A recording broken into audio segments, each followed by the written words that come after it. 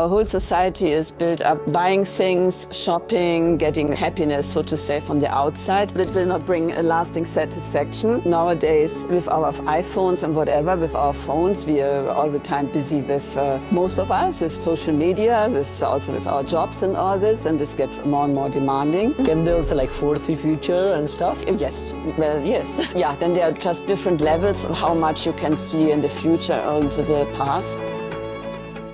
Namaste Hero. Namaste. You're the hero of this podcast today. Not at all a hero, but okay. So to everyone who's watching, we have Tenzin. Sumo. And is really a mastermind where I came here first day in Tushita Center and I was really fascinated by the meditations you do. Nice to hear. And really grateful for really bringing people together with love, peace and sharing this amazing tools and techniques that can be able to master our mind. So I want us to deep dive into that so that everyone who's watching this can also benefit from all of this. Okay, let's do so where are you from basically? Can you give like a whereabouts of your origins and everything? Yeah, I'm from Germany. I came to Buddhism quite late in my life, in my early 40s, so this is about 20 years ago in Germany, where also a lot of centers, Buddhist centers, and I was just a normal person working, having an ordinary day-to-day life of having to work and so forth. But I got involved in the center's activities more and more over the years, and the wish to become a nun became stronger over time, of course. And then 2019, I was ordained by His Holiness the Dalai Lama. And then I was living for some time in a nunnery here, close by, then COVID times, back to Europe. So since 2023 autumn, I'm here at Tushita. I'm one of the meditation leaders. I'm not the only one. There are two, at least, meditation leaders all the time.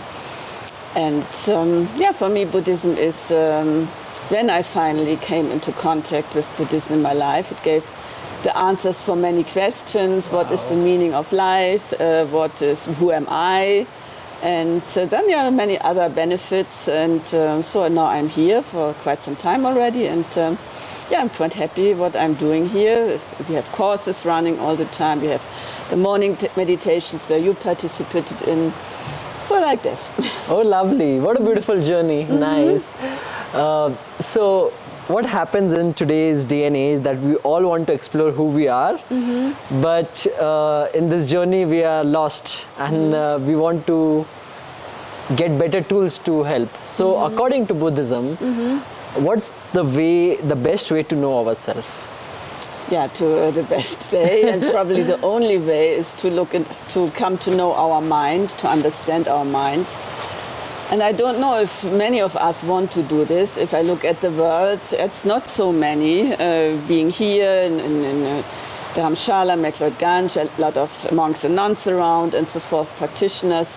But I think we might have the impression there are many people interested in spirituality, not only in Buddhism, in spirituality in general.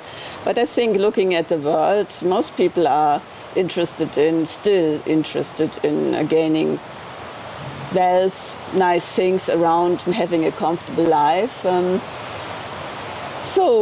Buddhism, coming to know ourselves, there are, of course, hopefully more and more people want to know this, maybe want to know the real meaning of life. In Buddhism, the answer of the Buddha of Buddhism is that, first of all, for understanding, for helping us to develop, to become more peaceful, more happy in our own life, and also bringing happiness to others. So there's no way around understanding who we are. So to really looking into our mind and analyzing which states of mind are positive, which states of mind are unskillful. And that's what we do in meditations. It's good to listen to teachings, because if we do not what to meditate on, so first we need a little information, and then we can meditate and explore our mind. Nice, lovely. So you mean to say that a lot of people are not aware right now that they should be able to deep dive within. That's so true. Even I felt that. And so because of people watching and now getting aware about spirituality, they are now seeking more inwards, which is really good. So what do you think is one thing that can make someone satisfied or happy in their life? One thing, yeah, well, if you want to have the concluding answer, His Holiness the Dalai Lama says this, but of course we have to work up to this, is if you take more care, if you care more about others than about yourself. Wow. This sounds, of course, in the beginning a little bit contradictory, but if you really understand, first of all, we all depend on each other. I think that's what's more and more clear in this world. We might think we are very a person who can take care of ourselves. We work, we have money, we can get whatever we want, more or less. But it's not true. If there's nothing in the shops to buy, if there's no oil, then our society, this all will break together. So that's a very big part in Buddhism, Buddhist practice. First of all, really understanding how we all depend from each other. And then you notice, just cherishing myself, just taking care of myself, this will, first of all, it will not bring a lasting satisfaction. And also all the conditions around. I need a lot of things to be content and, so to say, happy. And I need other people. I need also the environment. I need fresh air. I need clear water and so on. So this is one very important point in Buddhism. Meditating how much we depend on others and on the environment also. And if we really depend how much we if we really understand how much we depend on others, then it's just naturally, this will come with meditation, just naturally that we also very much care about the well-being of others. And then this is not just a must, something we have to do, so we really understand that we depend on others, also that others have the same rights as we to be happy, deserve the same respect as we do. If we want to become a peaceful, content person, then we also should live ethically, because if we don't harm others, then in Buddhism, karma, cause and effect. So then if we don't harm others, then others will not harm us. Our life will be good over lifetimes, and then we will be happy. And happy is not a kind of. Sometimes people come to me and ask, "You're always talking about happiness, happiness." I'm not really have this wish to be happy. And then one really have to think, what do you mean with happiness? Is it an outer happiness, having a lot of things, a lot of good things to use? But no, happiness in Buddhism is seen coming from inside. So, and if we have in harmony with the world around us, then we are peaceful and content and internally happy. And that is that is the goal of Buddhism, to get happiness, contentment from inside, and not searching for it outside, externally. So wow, interesting, lovely. That's so right now, and I have been understanding this before, like last 2 years, that everything is within, and how we will project the world as well in that way. What about the brain, right? Like when I was meditating and like a lot of thoughts are coming, and I was like, no, I don't need to be attached to the thoughts. Yeah. I need to have this third eye view and just be looking, but it's very tough. Yeah, it is. And so how do I master? I think it's just the practice that I can master it. Yeah, of course, if we are not used to it, and nowadays with our iPhones and whatever, with our phones, we are all the time busy with, most of us, with social media, also with our jobs and all this, and this gets more and more demanding. Of course, we are distracted, and then we want to sit down and want to meditate, and then we think it's very easy. I just look at my breath, I just look at my mind, and I can do this. But after some few moments, you are kind of distracted. And especially in these last, I would say, 10, 20 days, it gets more and more. It is also, I think, said from this point of view of science, we have a attention time ability to be attentive for I think less than a minute. So of course it's difficult. Now we are sitting down here in our meditations. In our first practice we always do in our shamatha practice, stabilizing meditation, becoming mindful.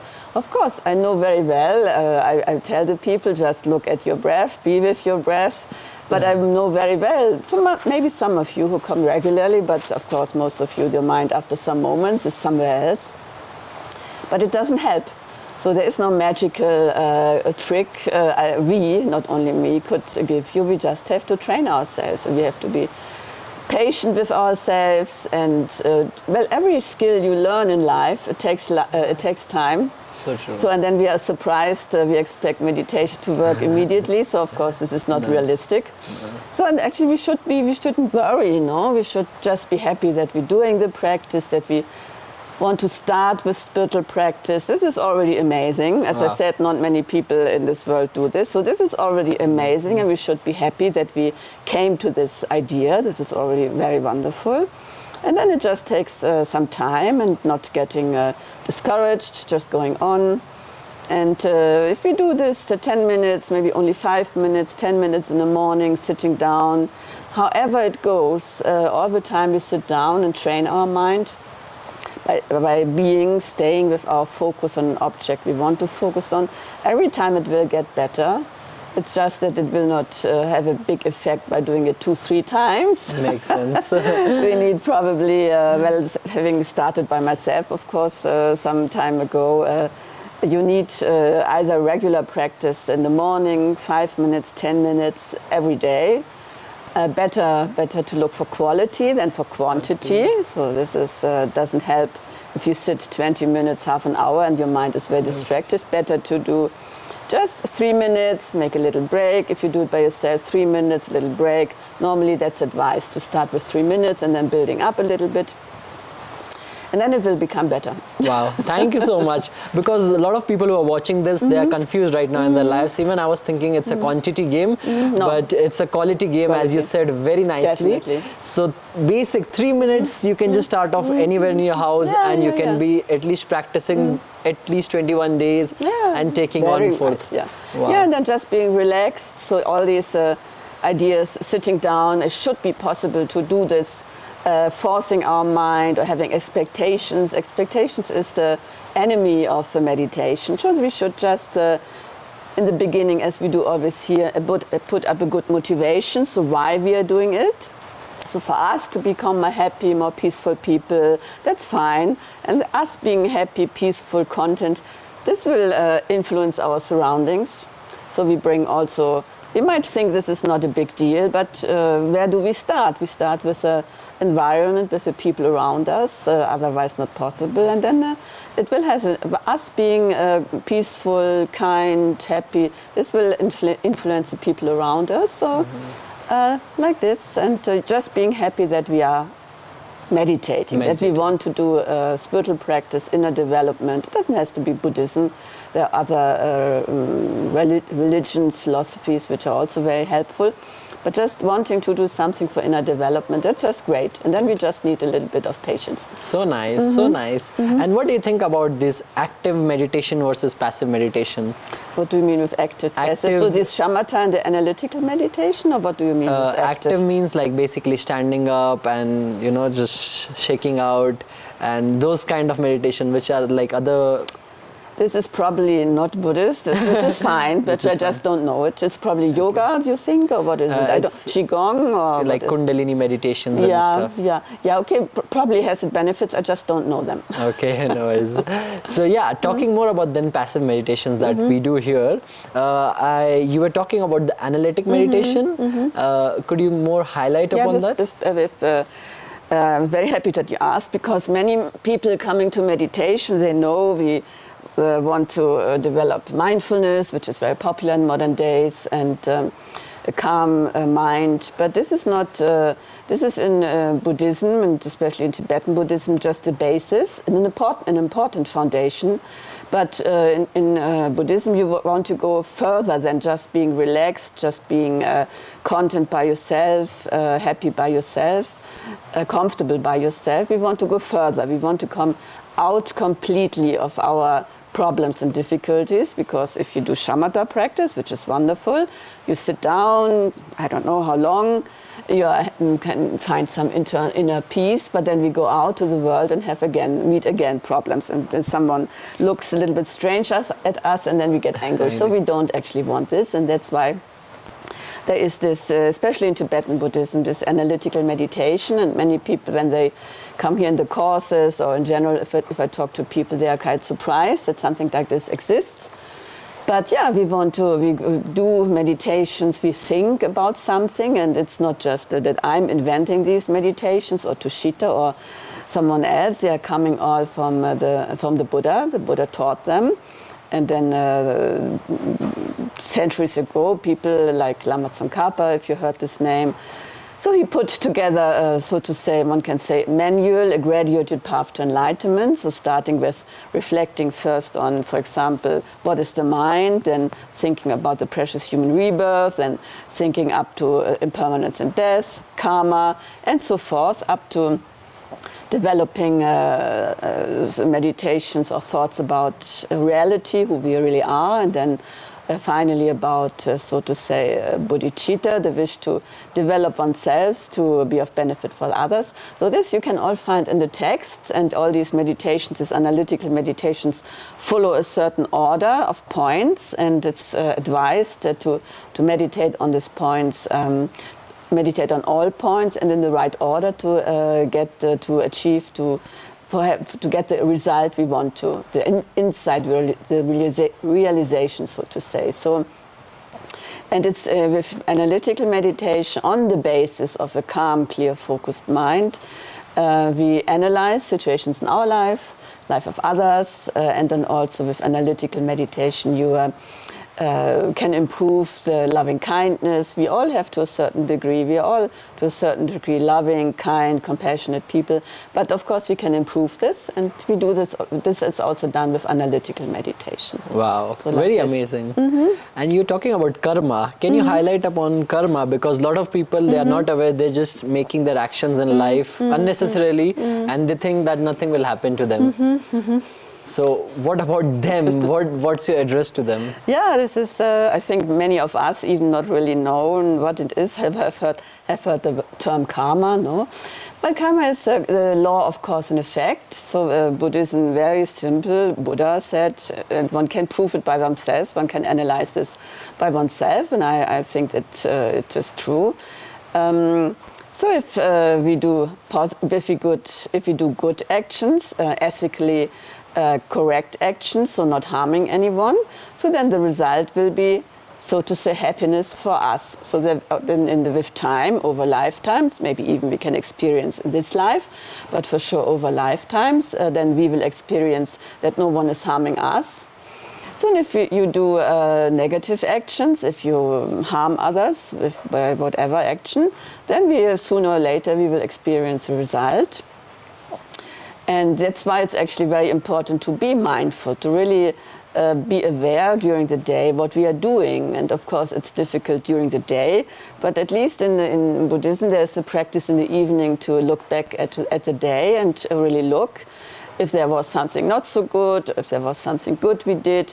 And if there's something, and maybe a negative action we have done, okay, we are human beings, we are like this. So, but then Buddhism offers practices to purify negativities, and on the other hand we should also look into our day and remember things which were good, when we helped someone, when we smiled at someone, when we were just kind, which is wonderful, and then we rejoice about this, and then it's good to think, I continue with this, so like this in the evening, reflecting about the day, and then coming to this. So beautiful, so beautiful. And so these days there is a very big major problem that's happening, and it's like the war across the world, and a lot of people are suffering from it. Immense people, yeah. What do you think is the message that we should be able to tell everyone so that they see and they can resonate and they can really make best for everything? Yeah, it's horrible what's happening in the moment. Normally I'm not so much in the media, but this is at the moment, it's so overwhelming already and so crazy actually. And we might think that we cannot do very much. Us sitting here and meditating, this is has not a big impact. But first of all, there are more and more Buddhists become active in.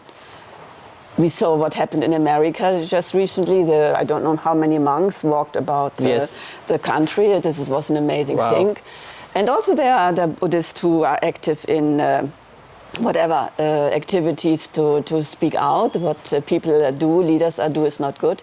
But yeah, most of us, we meditate or listen to teachings and so on. We shouldn't think this has an impact, because this is also, I think, science has discovered already, not too often, but once in a while there are projects. If people sit down, meditate, bringing up kind thoughts towards others, this changes the energy in the environment. Wow. And I have a nun friend who lived for quite some years in Mongolia before, 10, 20 years ago, 20 years probably ago. Very difficult situations, and then, but Mongolia is by itself a Buddhist country, so they, after the communists went out, this came more and more up, so there were still many, of course, many difficulties in Mongolia, and but the people were meditating a lot, many people, and the environment changed, it became more peaceful. And also now on my WhatsApp group, there is now an initiative that everyone at 9 o'clock India time, just for 1 minute, making thoughts about world peace. And yeah, if this happens, I think it has an impact, energy changes. And also, okay, looking at the big thing, at the world, but in the end we have to start with our environment, the people around us.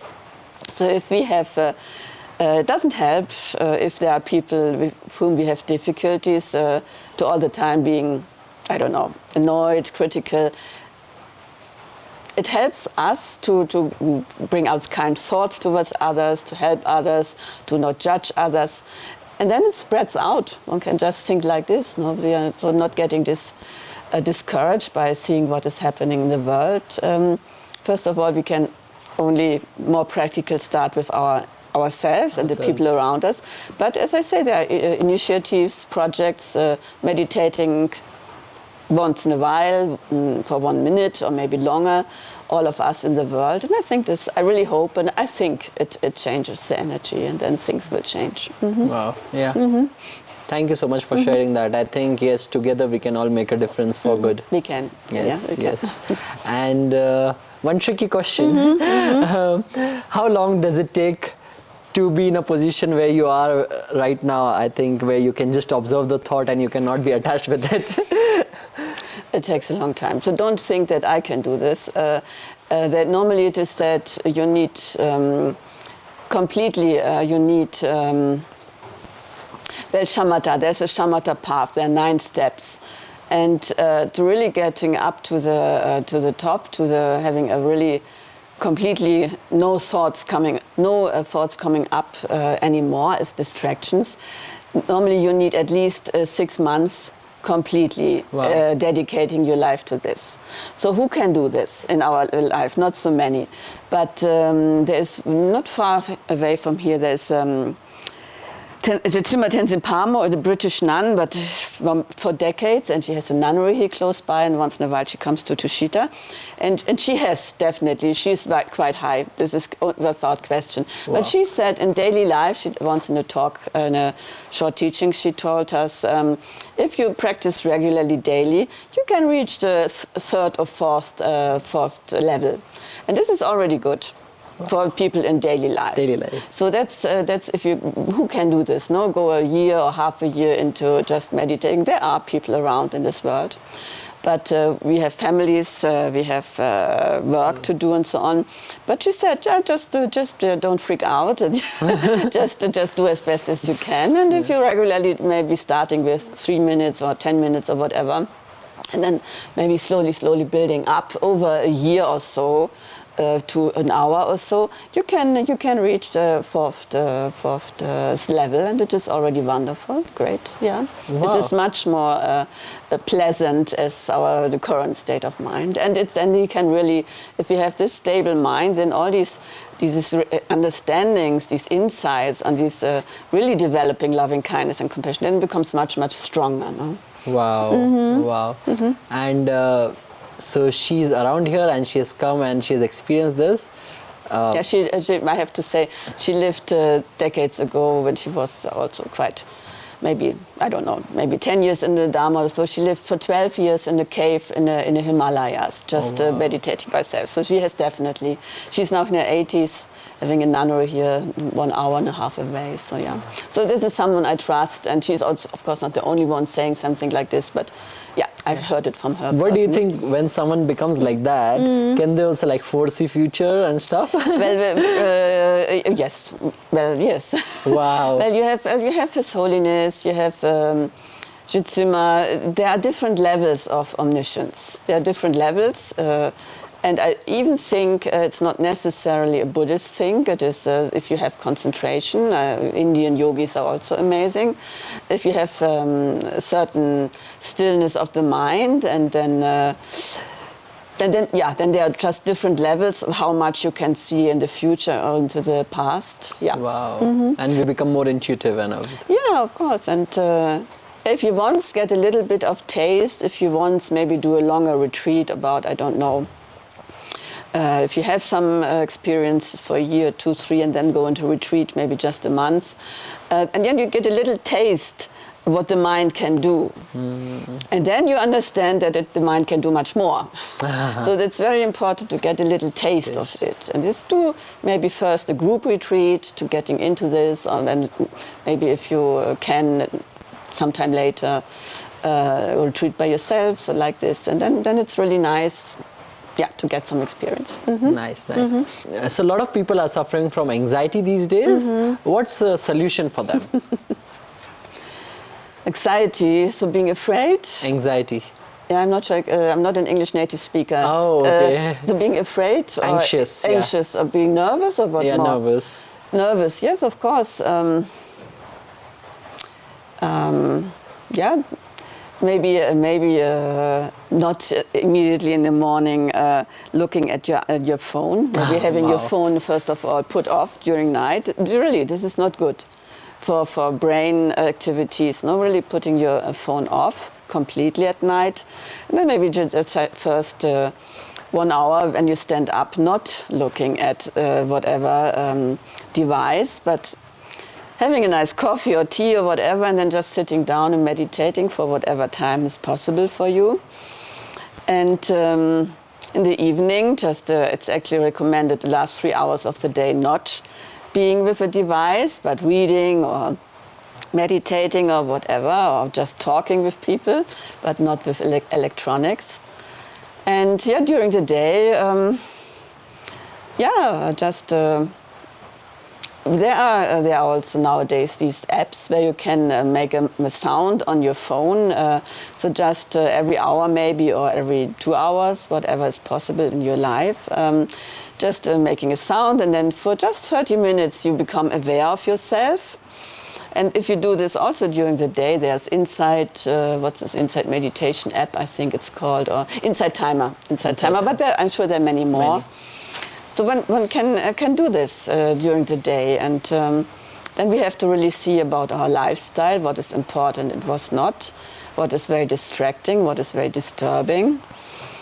And then, we see what we can do. Of course, we cannot stop immediately everything, slowly, but and then just listen maybe to teachers, not necessarily Buddhists, but to teachers who explain about spirituality, and something like this. Why do you think distracting things are more easier to get rather than the hard things? Yeah, because now we have any distractions, we easily go towards it. But something which is really good, we don't go away. Yeah, that's the point, because we do not really understand what happiness is and where to look for it. Because our whole society is like this. Our whole society is built up by buying things, shopping, getting happiness, so to say, from the outside. This is just as it happened with evolution, no? With coming up, all these things. I don't want to say these things are bad. It's just that we put too much importance on it. It's not that it's nice to have a good, comfortable place to live, good food. Wonderful, enjoy this. But just don't put so much importance on it. Look also at what is really important. Only going shopping, only spending your whole life with working like crazy for getting money. And what do you need? Do you just need a normal phone, or do you need the newest iPhone? So we just put too much emphasis on these outside things, and therefore it's good if people, as you say, come more and more to the understanding that this is not real happiness and they're looking for something else, and then just give yourself time. You cannot change, and it's not necessary, change your life immediately. It's not doesn't work and doesn't have to be. Just start if you want to have more quality in your life. Just start looking inside and really check what brings you happiness. Really being aware of the feelings. So when you buy something and you're happy the first time, wonderful. But then after some time, really check. Are you still happy? So probably not. Then you want something new and so forth. No, but inner development, inner happiness. This will last. So your development of your mind, no one can take it away from you. No. So then really check what brings you really happiness. How do you feel? Really feel. When you're content, when you're peaceful. Is this a good feeling? Yeah, of course it's a good feeling. And are you really happy when you buy something amazing? But this excitement, is this really a good feeling? And does it last? No? So like this. Nice, nice. And everyone is excited to know what's a daily schedule in a monk's life. So we all know that, like what time do you get up and how's your schedule looking like? But this is first of all, in the monk's or nun's life, this is all very different. Because the traditional in the Tibetan monasteries, or not only Tibetans, in other monasteries, many other traditions, of course you stand up early, it depends, and do your prayers together with others. So as a Western monk or nun, this is different. It depends where you live. I'm now living here at Tushita. So I'm more or less free when I stand up, so not later than 5, sometimes earlier.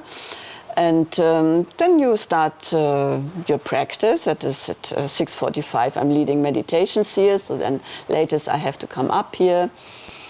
So then there is no, for us living in the center, we make our schedule by ourselves.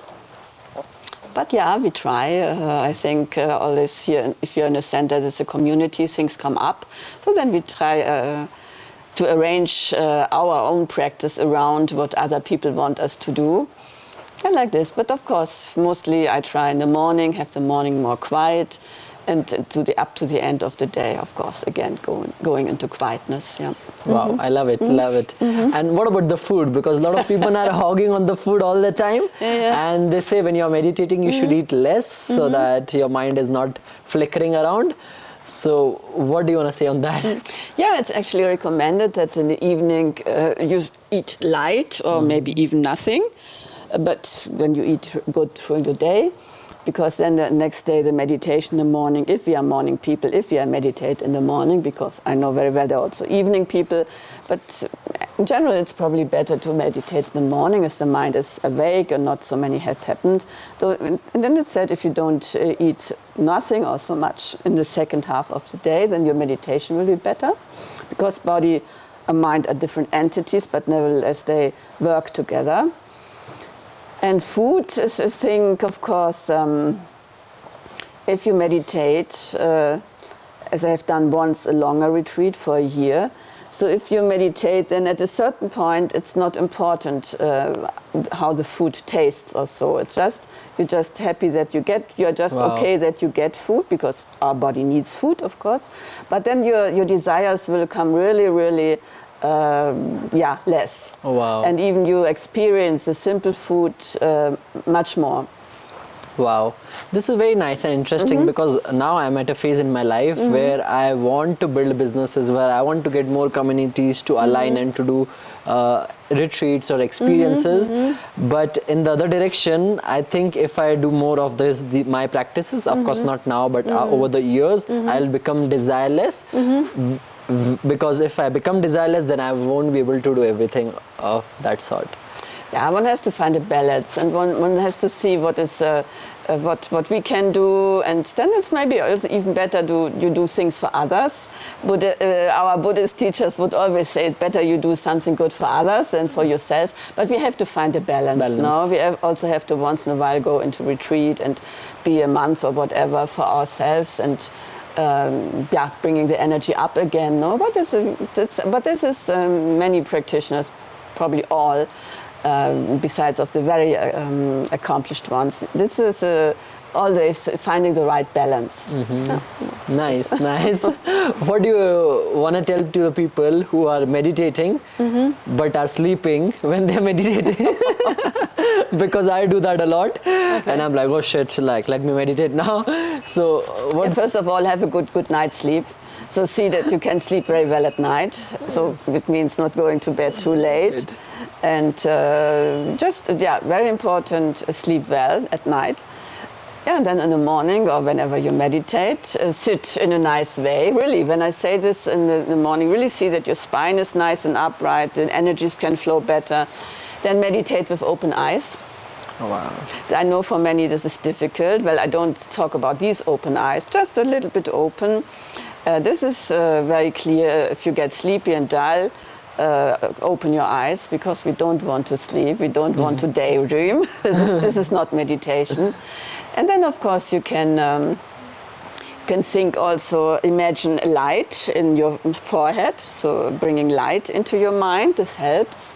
You can put a little bit more emphasis on the in-breath when we are watching our breath, breathing in, breathing out. You put a little bit more emphasis observing the in-breath and the out-breath.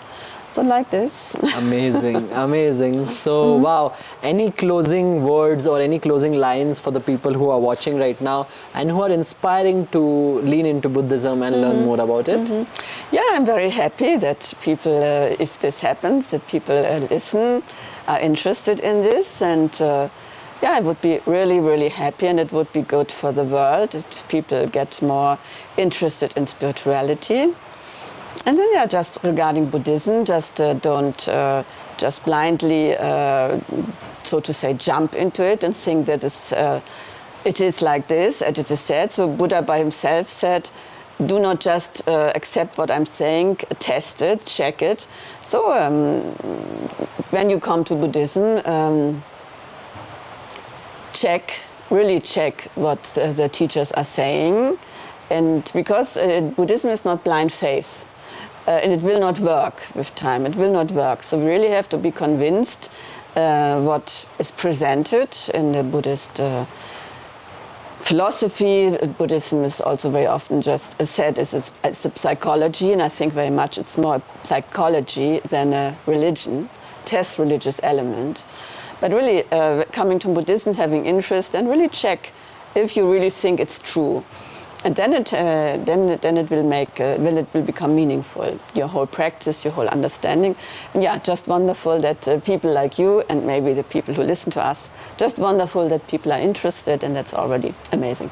Thank you so much for your time, for your presence, for your energy and leading the meditation. It has been really amazing, magical experience, because coming to a place like this, we all expect to do something that can take us inwards, and you are helping us enable that. So thank you so much. You're welcome. Yes. I'm happy to help.